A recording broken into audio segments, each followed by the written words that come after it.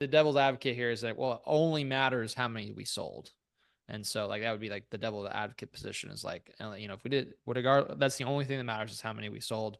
But why is it also important to be paying attention to the impressions? It's pretty much a general rule of thumb is it takes 7 to 9 interactions with a brand before a consumer takes a mental note of it or it becomes recognizable.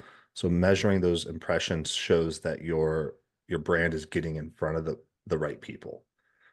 Obviously, if you set up your campaigns to be the correct demographics, whether it's geographical or special interest, you know that your ad's getting viewed by the right people. Like Scott's running billboards right now and his markets.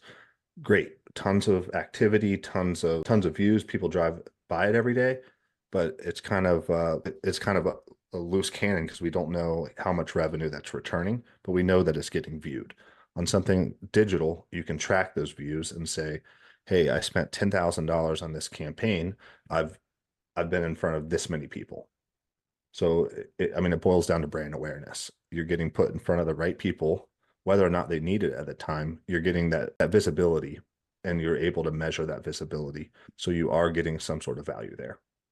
Yeah. Although it's not directly parallel with leads, it at some point it could turn into a lead. Again, I'll play devil's advocate here. If it's not generating leads for me and those leads aren't turning into sales, then it's not worth doing. From that standpoint, what would be your response to that? I'm not doing it for a lead. So I really don't give a shit. And James, I'm with you. I get it. And I think it's a great thing if you're willing to put the effort into that. I'm not.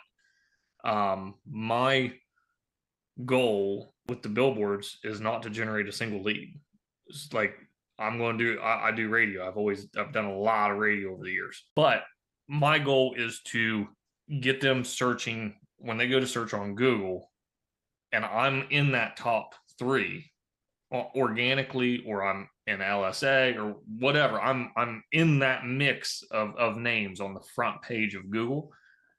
They're like, oh shit, I've been hearing about them guys left and right. That's all I want.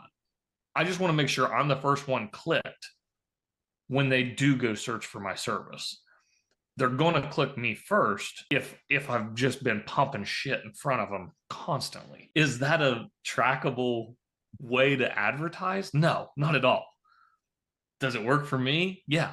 I'm willing to put my money where my mouth's at and just say, hey, I'm going to take 10, 15 grand a month and I'm going to shove myself in front of as many people in as many different formats as possible. And when they go to search for a roofer, and I do show up because of Jonah's work in the digital side, I do show up somewhere, somehow. They're going to see that name, and it's just absolutely going, light bulbs going off. Let's just be realistic. How many people actually see a billboard and get the phone number off of it? Most They're of gonna them on look it the up. goddamn highway anyway when you're doing 80 mile an hour.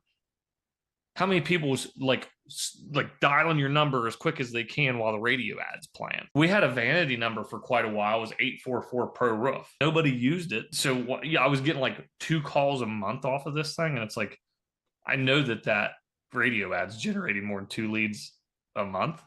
Why even fuck with it? It's just not even worth it.